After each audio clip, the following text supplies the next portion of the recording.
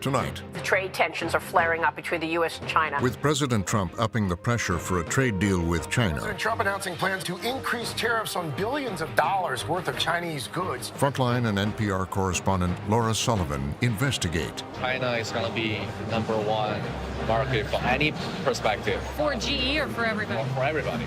The forces behind the conflict, We're not in a trade war, we're in a techonomic war. both here and abroad. This is a great power struggle. Do you think that Americans should be worried? Oh, yes, I think so. And what's at stake? Tariffs announced by the Trump administration. China is now punching back. China has a 10-year, 20-year, 50-year plan. They've outsmarted us. They've done some things that we don't agree with. We got to fix our system to compete with China. We do have a chance to see the new Cold War. I think it's a comprehensive confrontation. That's dangerous. Tonight on Frontline, Trump's trade war.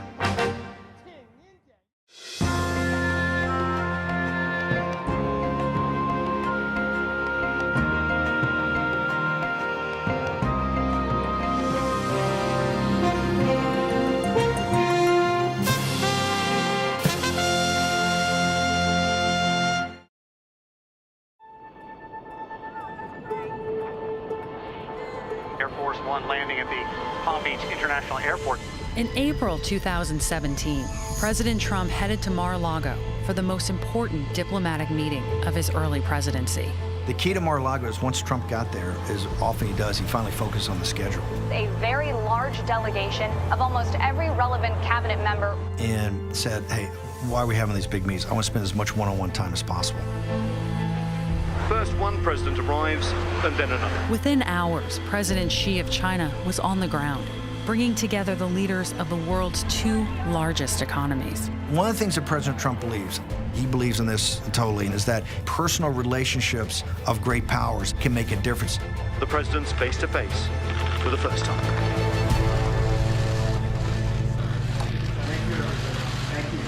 There was a lot of time in the schedule with them literally one-on-one being together and creating the relationship that the two big economies needed to have with each other. The leaders seemed to connect, and so did the families. We wanted to make you feel at home. Hello, how are you? That summit was important because the two leaders established a strong personal relationship. I think the image is that the two leaders sit together, and two family actually sit together. President Xi and his wife had a very good interaction with President Trump. We've had a long discussion already, and so far I have gotten nothing, absolutely nothing. But we have developed a friendship, I can see that. Thank you. We say, okay, you see, President Trump is a president that we can work with. And he is someone that we can talk to. He's a reasonable leader, and maybe he can do something the ordinary, conventional US leader won't do. So the expectation was very high, and the hope was maybe they can control the situation, and they can work together to solve the problem gradually. But long-standing problems between the countries were reaching a crisis. And despite the promising start, and all the optimism, I believe lots of very potentially bad problems will be going away, so. within a year, Trump would turn on Xi, imposing billions of dollars in tariffs and leading the United States into a perilous confrontation. The fights were nasty. They came out of Mar-a-Lago.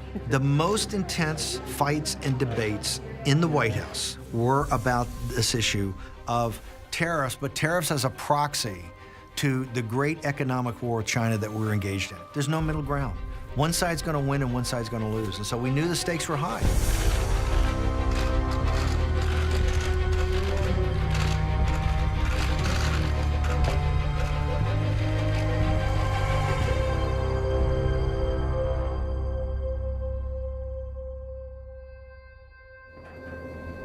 On the front line of the rapidly escalating trade war, American companies are bracing for battle. Last fall, I headed to southwestern Ohio.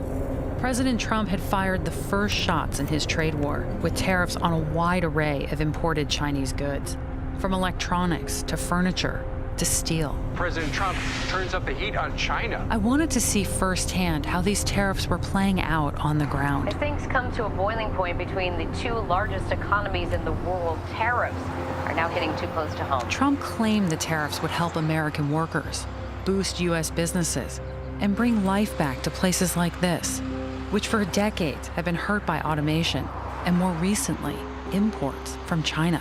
President Trump says he's keeping a campaign promise to bring back steel industry jobs. On the streets of Middletown, the signs of economic struggle are everywhere.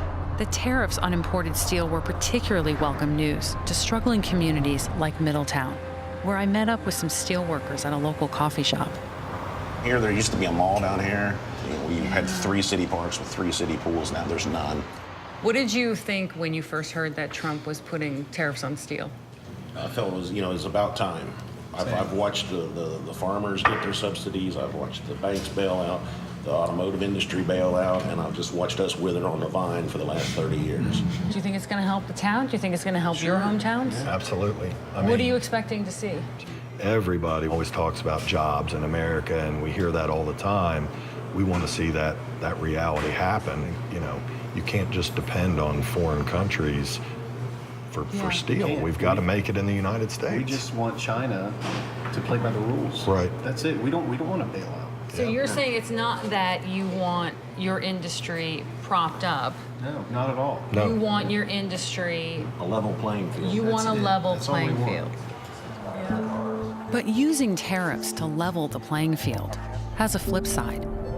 They've brought unwelcome consequences for many other U.S. businesses.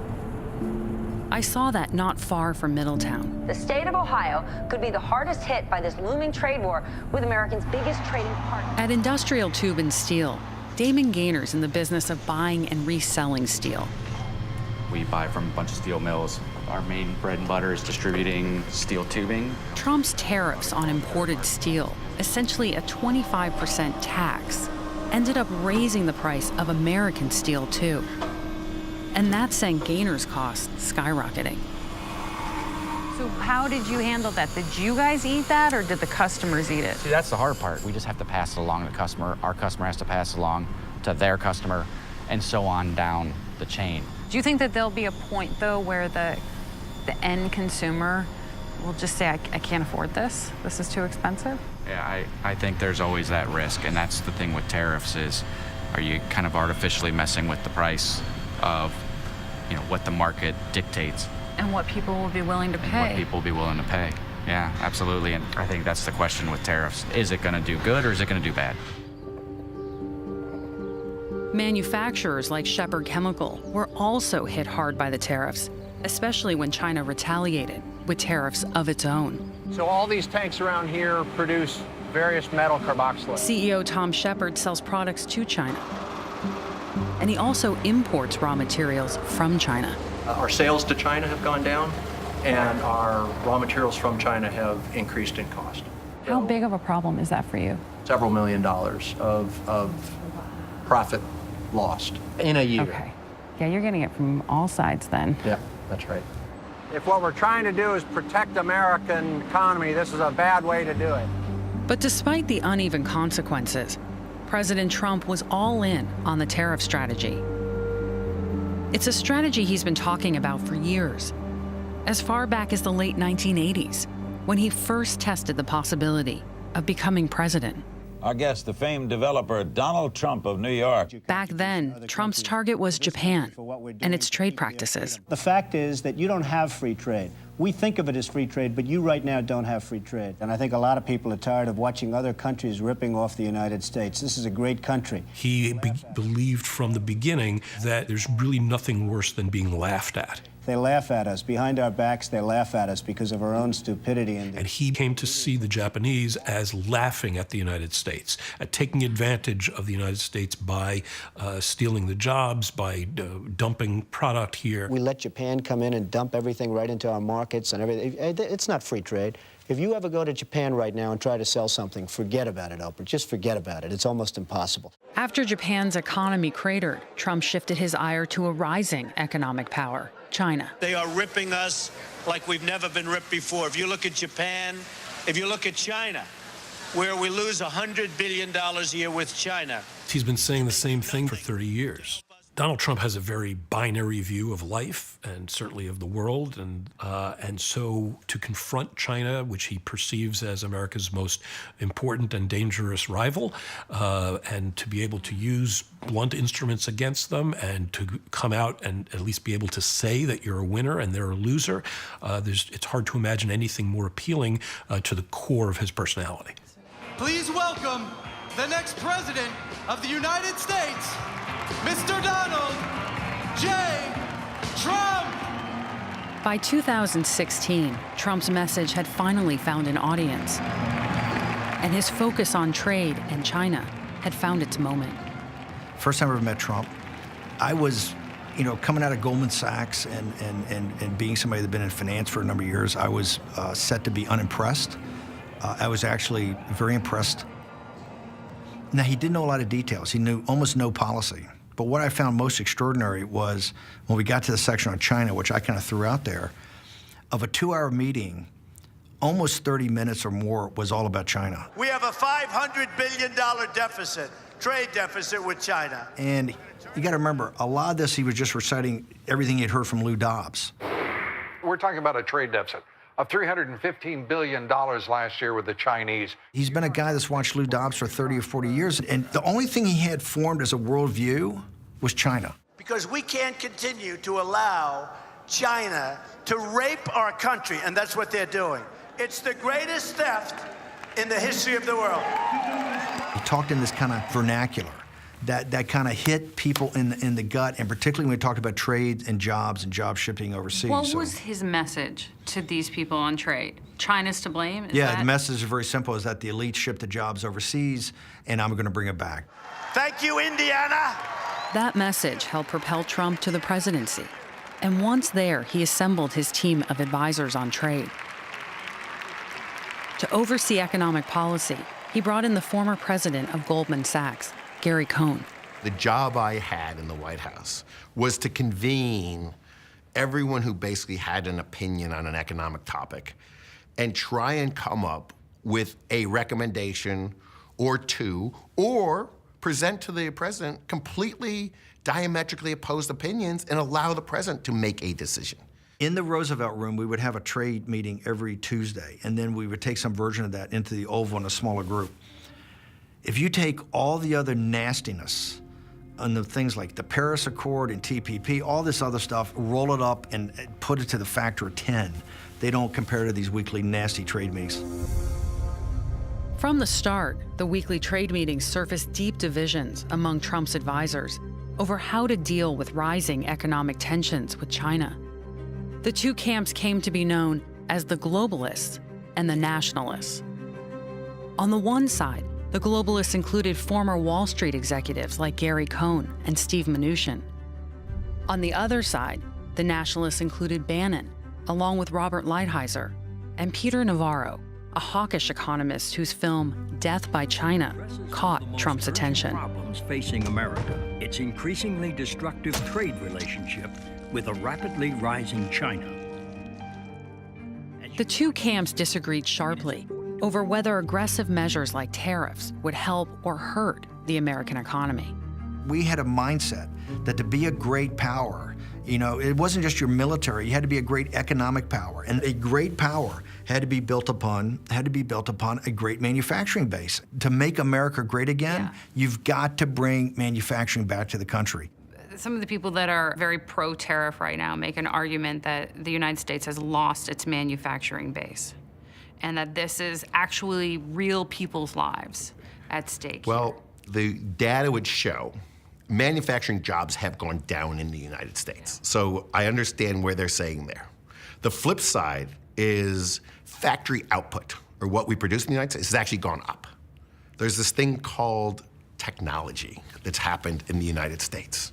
Factories have changed, but we have also created millions upon millions of jobs in new industries that didn't exist 20 years ago.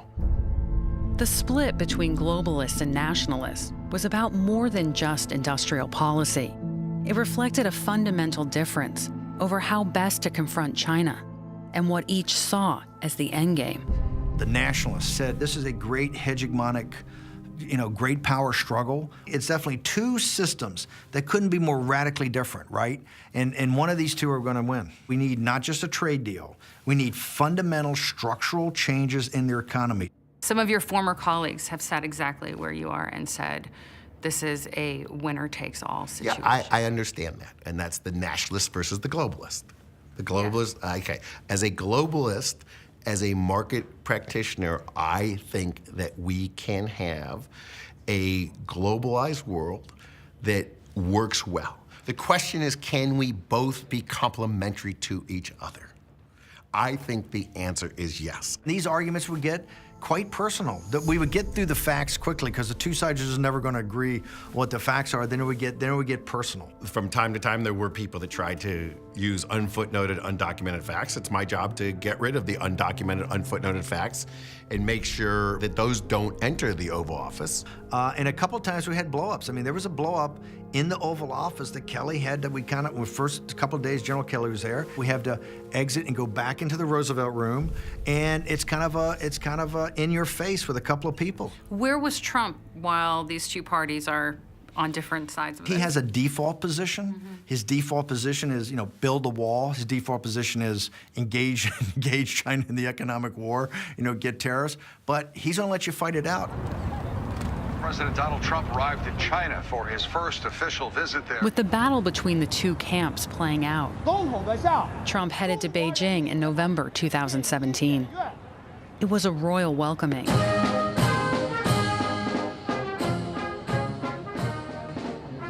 Filled with pomp and ceremony, and the two leaders seemed ready to work together.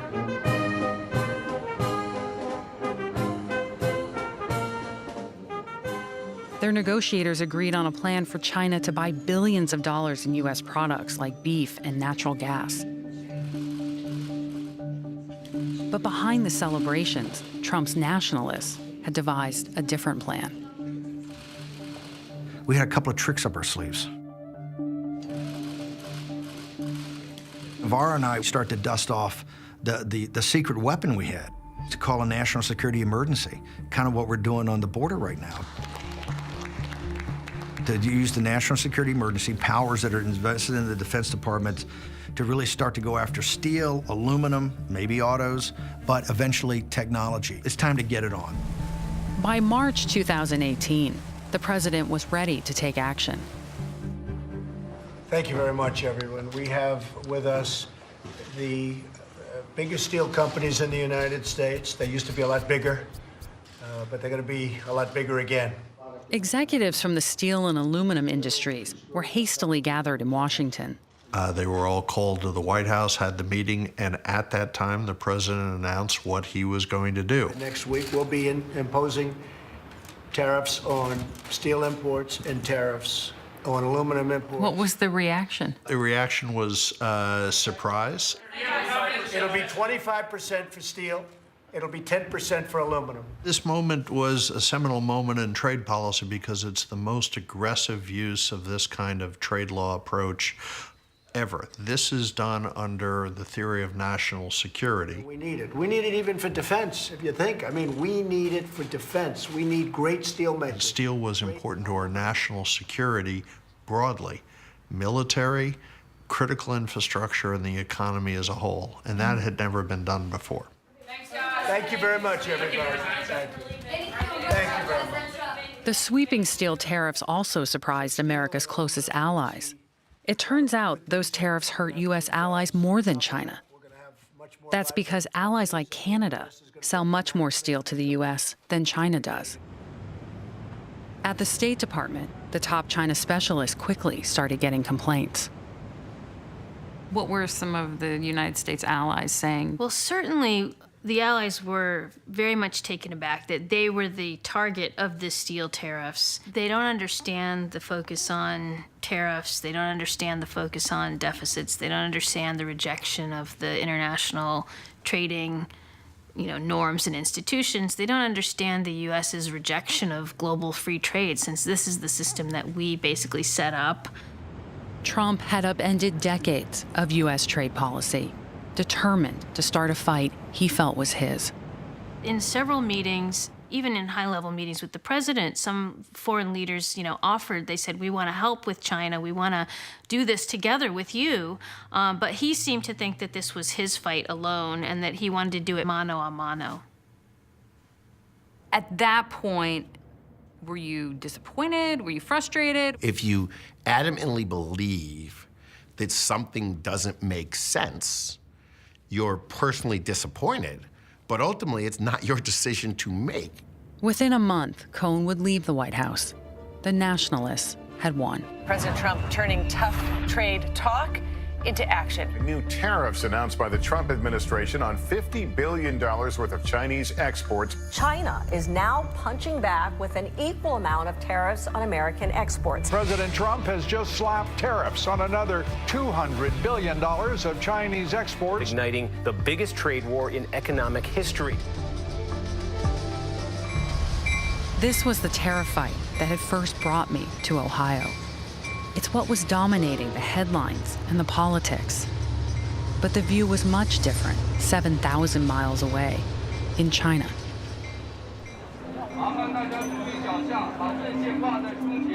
I arrived in Shanghai last fall, in the middle of what was being billed as the world's largest import expo, a week-long trade extravaganza that drew more than 1 million people.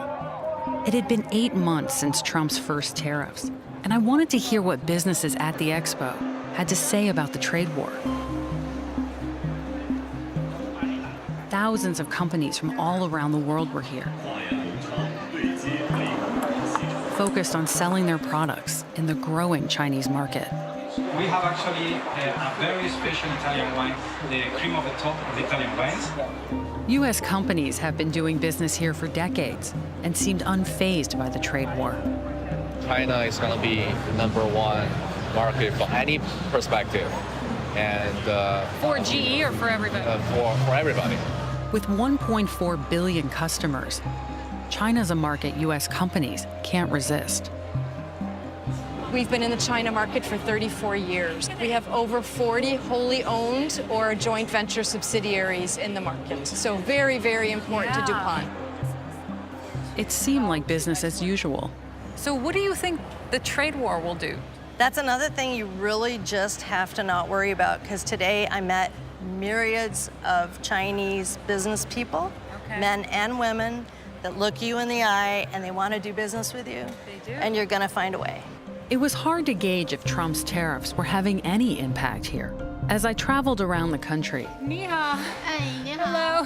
some Chinese businesses told me they'd been hurt a bit, and others not much at all. When it came to the trade war, even the government was downplaying it. One of China's top trade officials agreed to talk to me. Why do you think the U.S. and China are in a trade dispute right now? I think we may have different perceptions. Mm-hmm. We think that the Pacific Ocean, as in President Xi's words, big enough to accommodate the two economies.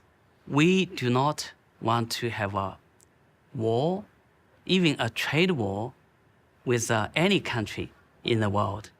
And we do not have the secret strategy to replace the United States as the global superpower. But U.S. companies have long complained about an economic strategy that China does use. They say it gives Chinese businesses an unfair advantage. The government plays a heavy hand in the market here through massive subsidies and support. Special economic zones, for example, have been created to spur industries the government believes are critical to China's success. I found one 6 hours south of Shanghai. in the industrial port city of Guangzhou. This economic strategy is called the China model. The China model is a blend between national control and ownership of resources and economic activities dominated by private entrepreneurs. 90% of the new jobs are in the private sector. But all the land is still owned by the state. Control of energy resources controlled by the state. Control of the financial system, basically by the state. So you come up with this socialism with Chinese characteristics, or socialist market economy, which is what China calls itself.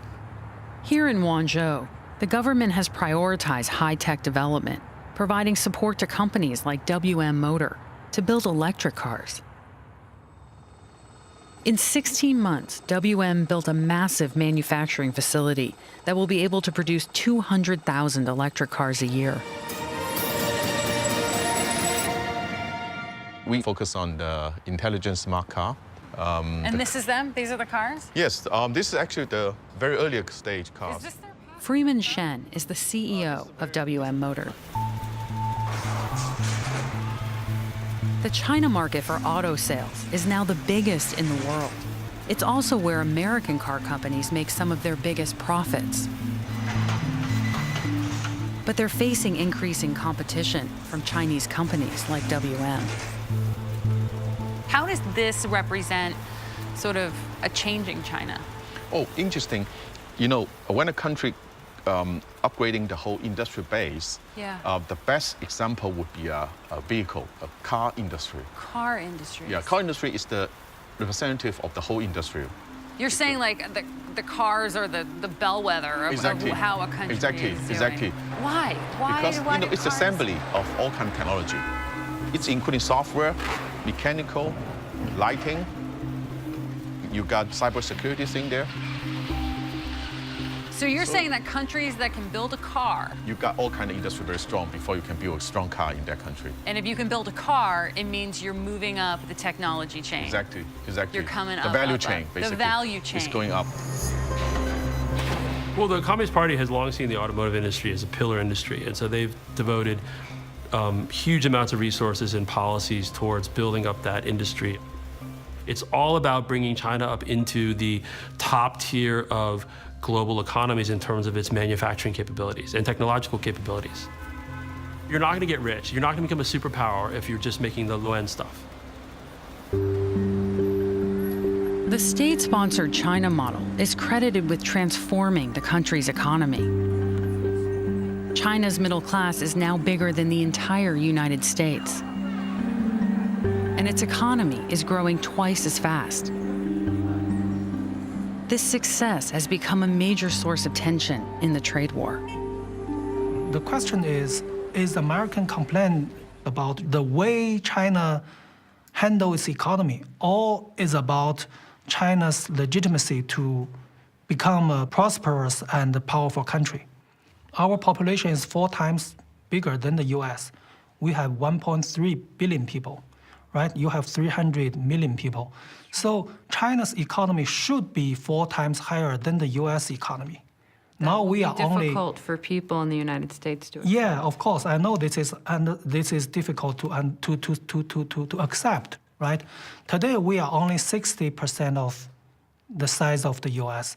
I think we do have the right to be at least as powerful as the US, and even one day much powerful than the US. Do you think that Americans should be worried? Oh, yes, I think so. Yes, they should. You know, the Chinese government thinking we are become stronger and stronger. Yeah. And the US still #1, big brother, right? Big brother. I hope the big brother not trying to punch me on my face. And the big brother was thinking, you know, this little brother someday probably will do something to me. I think that it is. I think that really depends on the intelligence of both countries' leader to make sure worry is fine, but please don't fight.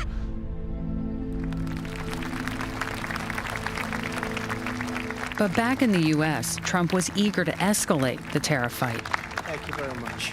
In the fall of 2018, he upped the ante by threatening even more tariffs. As you know, we have $250 billion at 25%. interests with China right now, and we could go $267 billion more. And China wants to talk very badly. And I said, frankly, it's too early to talk. Can't talk now because they're not ready, because they've been ripping us for so many years. Trump's position was that it was time to hit back, and that prior administrations had been too soft on China. Deficits, they have a surplus of $375 billion with a B with the United States. And it's been that way for years and years and years. I don't blame China. I blame our leadership. They should have never let that happen. And I told that to President Xi. I said, but while Trump was blaming his predecessors, we were hearing about other reasons why the problems with China had gone on so long. Dozens of interviews we did in China and the U.S. pointed to an unlikely obstacle: American businesses themselves. They were worried about the operations they had in China, whether they would lose the profitability. One of the biggest problems the U.S. has had with China over the years is what's come to be known as forced tech transfer, where companies wanting to do business in China say they're pressured to give up their technology. China started adopting what were called indigenous innovation policies to make sure that their own companies, state-owned or otherwise, were going to be the ones who really were the leaders in the new economy. So you're saying they didn't compete fair? They engaged in predatory and protectionist policies. They demanded that many foreign companies seeking to come into their market had to do it through joint ventures with their own firms, and in many cases requiring that their technology be transferred to empower Chinese entities to become, great world companies. China wasn't supposed to be doing this under rules set by the World Trade Organization, which it had joined in 2001. And though China says it has no official policies forcing companies to hand over technology, U.S. trade officials started getting complaints about the practice just years after China joined the WTO. But the complaints came with a catch. Companies would come in and complain. They'd have great information, but, oh, by the way, you can't use any of this, but solve our problem. And so that was always a challenge. Why did that make it harder? It made it harder because you couldn't really prove your case. So you saw the U.S. business community not only say, don't use my name, but they would say to your office and the administration, we don't even want you raising this issue too loudly. Right. Because if you raise this too loudly, they're going to think it's us and we will be hurt. And they had too much money at stake. They had a lot of money at stake. How did that, sort of having your hands tied behind your back in a way, how did that affect, in the long run, the U.S. position against China? Yeah, it probably emboldened China a bit, right? Because as more and more problems came up, individual companies were very spooked and didn't want to, visibly be associated with any strong action by the U.S. government. By 2008, U.S. companies were facing more and more competition from Chinese companies, and China was becoming an economic force. The Chinese tonight reaching their hands out to the world in a really unprecedented... The China model was working and ready for prime time.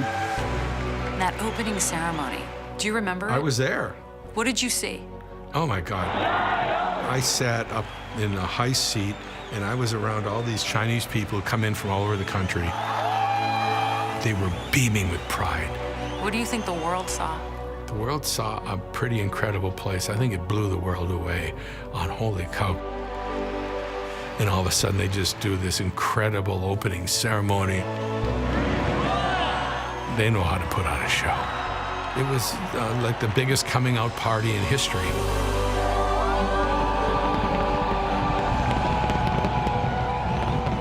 It was go-go years in Beijing. Everything was possible. And there was still a lot of respect for the U.S. and the U.S.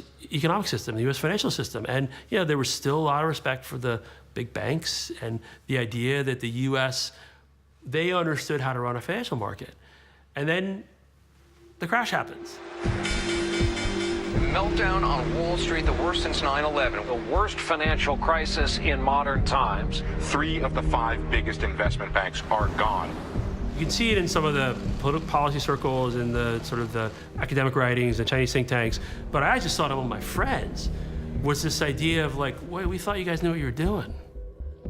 crisis which is unraveling home ownership, the middle class, and the American dream itself. I definitely look at the financial crisis, 2007, 2008, as a really key turning point in how the leading Chinese thinkers saw the U.S., where the U.S. maybe was up here in terms of something to emulate in certain ways, went down to here or lower, because basically the emperor has no clothes. The attitude changed profoundly. CEOs who used to be able to go see the premier and president, they would come and they would have to meet a low-level official who would berate them. It was very stark, but you got to remember, for all these years, we had low-voltage congressmen or business people coming in and shaking their finger in Chinese, saying you should have all the children you want. You should do this, you should do that. And these very capable Chinese people would just bite their tongue and say, kind of thank you for your wisdom, because they needed America, they needed us, so they had to tolerate us. Then all of a sudden, global financial crisis, and it was payback time. It was like, you listen to us for a while. Publicly, China would promise to open its markets more to U.S. business. The new Chinese leaders revealed. But internally, it would double down on the China model. China needs to learn more about the world. The world also needs to learn more about China. And under Xi Jinping, it embraced an ambitious national plan called Made in China 2025 that put even more focus on dominating key global industries. There is this belief that China is destined to return to its former glories, and you can't restore your fabled glory if you're not the leading country in all sorts of areas, be it military, be it technology, be it manufacturing. But early on, U.S. businesses discovered China was also using other means to get ahead. In early January of 2010, I get a call from Google, who had just announced that they've been hacked. Google traced the sabotage back to China. In the course of their investigation, they actually realized that there were many more companies that had been targeted. Not only was Google itself targeted by the cyber spies, but so were at least 20 other major corporations. You thought at that time, this is something bigger. For the first time ever, we were facing a nation state, an intelligence service that was breaking into companies, not governments, not militaries, but private sector organizations. In all, more than 72 organizations were hacked by spies dating back to 2006. The Google hack led to revelations about dozens of other Chinese cyber attacks. Dubbed Operation Shady Rat. Is it coming from one particular place? And Alperovitch was called to the White House Situation Room to brief Obama's top national security officials. I briefed them on what we were seeing with both Aurora, Night Dragon, Shady Rat. What did they say? My impression was none of this was a surprise. And when I pressed them on why they were not taking stronger action against China, their response was, it's complicated. It's complicated. Did they explain that? Well, they were telling me straight out, those same customers that are getting victimized by China, they're the same companies that are coming in to tell us, don't do anything to harm the relationship with China. We want to continue doing business there. We want to continue making money there. We need that market. You know, the U.S. government listens to companies. So if the companies are saying chill, they'll chill. How can businesses walk into United States agencies and complain about being treated unfairly if they're the ones that are preventing any action from being taken? How do they get to have it both ways? Sometimes two things can be true at the same time. I mean, their incentives are to make money. If your business is in China, Xi Jinping is more important to you than Donald Trump or Barack Obama. And it's not these are bad people who don't care about America, but their incentives are to shareholders, not to the government of the United States. Neither Google nor any of the other companies we contacted about cyber attacks would agree to talk to us. And Chinese officials deny they've been involved in such practices. But by 2015, American businesses and government officials were increasingly alarmed. In negotiations with President Obama, Xi pledged that China would not engage in economic cyber hacking. I believe that we have made significant progress in enhancing understanding between our two nations. Obama also brokered a major trade agreement with allies, the Trans-Pacific Partnership, or TPP. It was supposed to put pressure on China to fix the growing economic problems between the two countries. But all of that would come unraveled with a new president in the White House.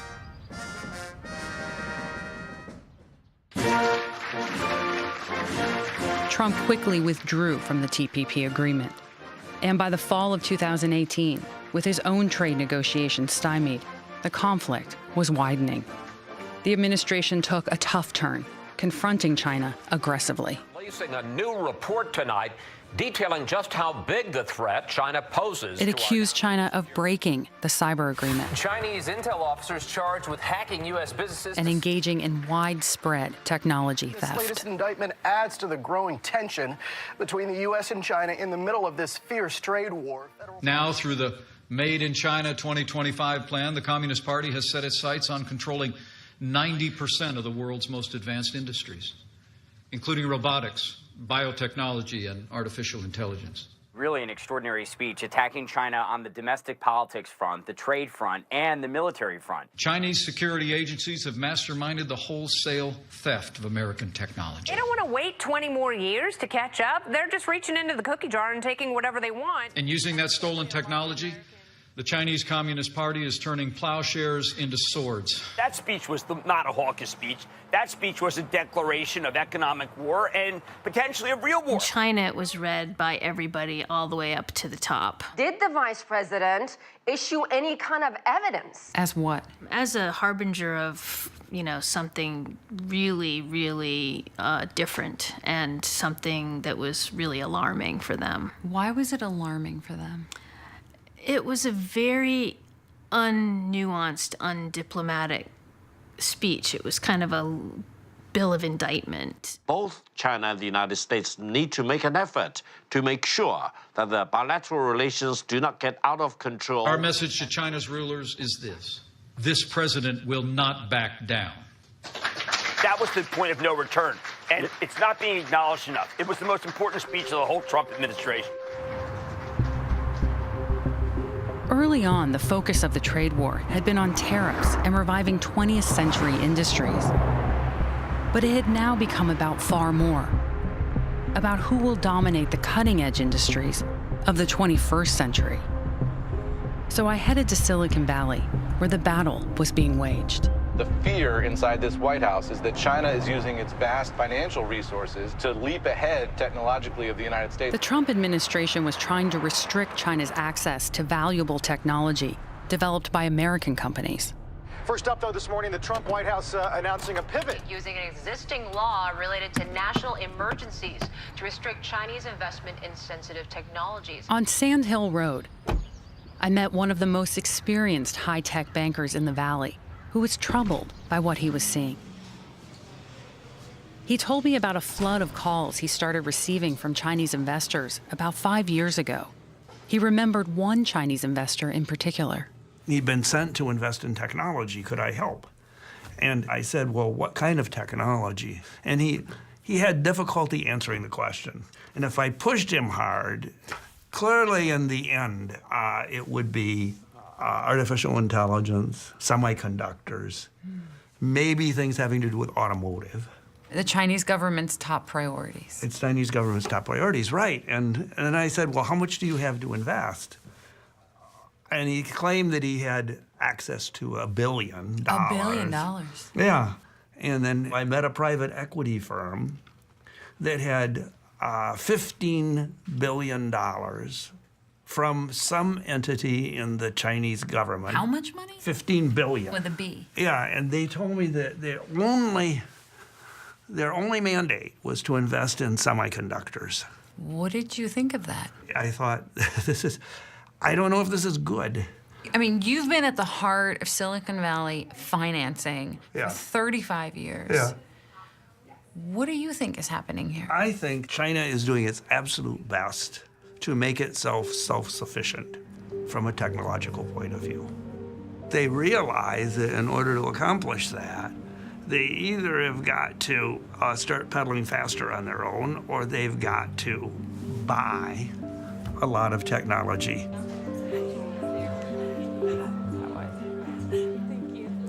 At Stanford University, I found investors and entrepreneurs grappling with China's high-tech ambitions. Silicon Valley is very much at the heart of the trade war. Why do you say that? The U.S. needs to keep a technological advantage, and Silicon Valley is generating a lot of the innovations that are powering the U.S. in terms of all sorts of different technologies. On this chart, in terms of the Somebody from the business community said, you know, we're not in a trade war, we're in a techonomic war. And I think that's what we probably are really worried about. A lot of Chinese technology companies invest heavily in 5Gs. Now there are areas where they're actually, you know, quite competitive, and some areas where they even seem to be maybe having an edge. And you know what? Chinese companies are already working on 6Gs. Despite their worries about China, people here also depend on Chinese investments and were concerned that the Trump administration would go too far. Do you think the administration had good reason to clamp down on investments from China in Silicon Valley? I think so, but there's a difference between, yes, there's a problem, and the response being measured, appropriate, and grounded. I think they may end up operating to our detriment broadly economically, but also without the ability to collaborate, it's going to be very difficult for the U.S. to keep up. Business used to be the ballast in the relationship because American companies made money, American consumers got cheap goods, kept inflation down, China got know-how, capital, et cetera. The business relationship is now the major conflict because we're both going for all the technologies of the future. We're both racing for global leadership influence. So now business is an irritant, and it's the conflict. As I drove around the valley, I could see the challenge of this high-tech conflict. Chinese businesses are visibly present, tightly connected to the economy. And few people I met here thought the Trump administration's hard line on China would be good for anyone in the long run.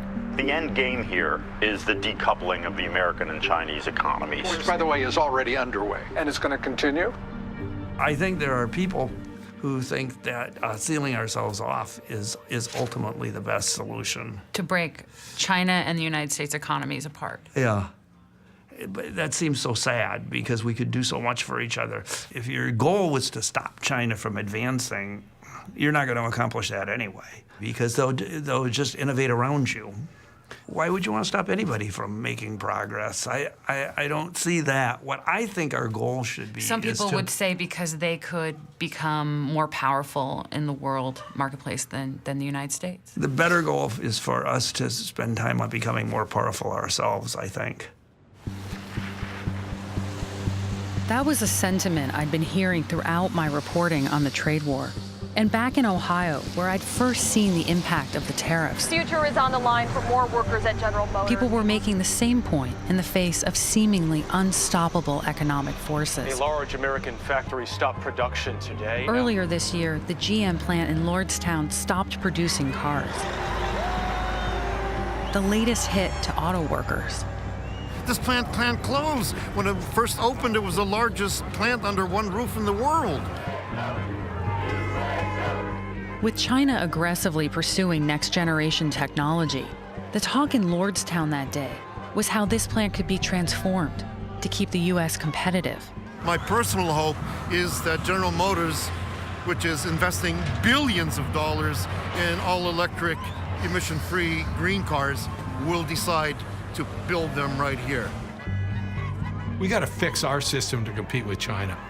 We got to internalize some of this blame and not spend all our time blaming on China. They've outsmarted us. They've done some things that we don't agree with. They've done some things against the agreements they've made, but they're focused on moving ahead. China has a plan. They got a 10-year, 20-year, 50-year plan. I mean, we really need to get serious about this in terms of electric vehicles, in terms of new technology, in terms of manufacturing, and make sure that our government is supportive. We didn't do what China's doing. We didn't look at where are the industries of the future. What kind of training do we need? What kind of people do we need? What kind of incentives do business need to do this? This is where actually the Chinese system that we've always looked down on actually has an advantage now.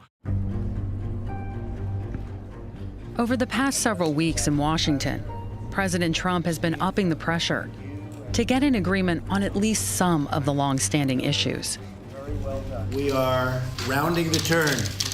We'll see what happens. We have a ways to go, but not very far. Mr. President, what's still left to agree to, sir? What are the open We have areas? things. We're talking intellectual property protection and theft, talking about certain tariffs. It's very important. Despite challenges, he says a deal is possible.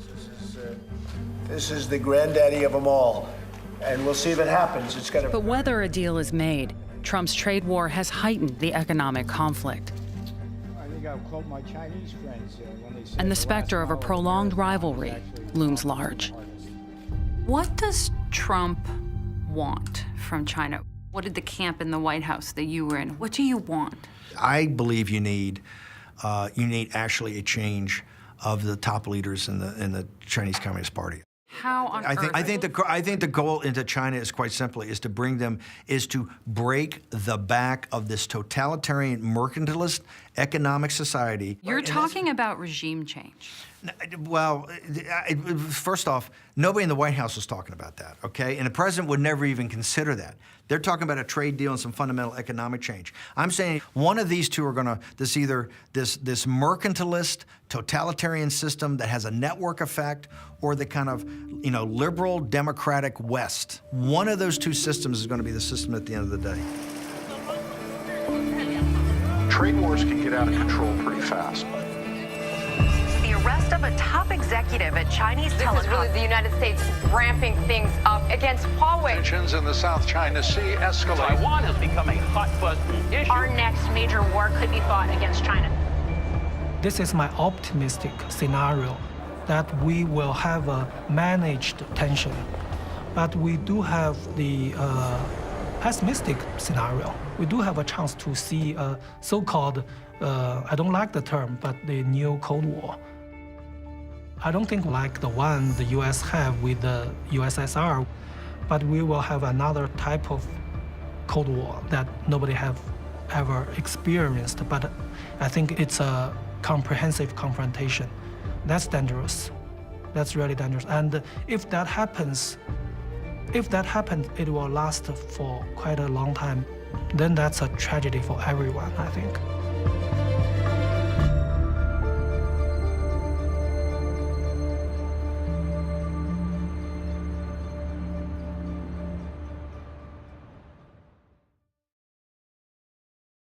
Go to pbs.org/frontline for more reporting on Trump's trade war. Some of the people that are very pro-tariff right now make an argument that the United States has lost its manufacturing base. We have also created millions upon millions of jobs in new industries that didn't exist 20 years ago. Then visit the Frontline archive, where you can stream more than 200 Frontline documentaries.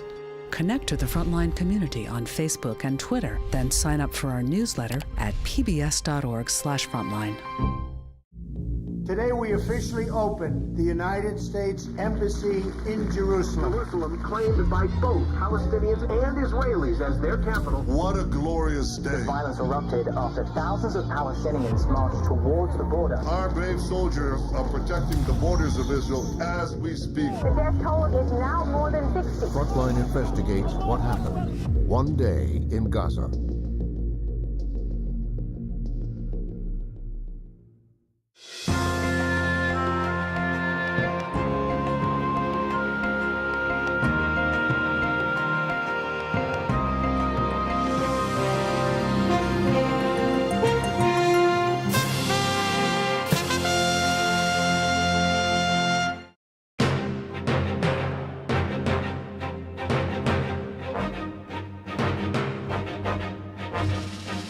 For more on this and other Frontline programs, visit our website at pbs.org/frontline.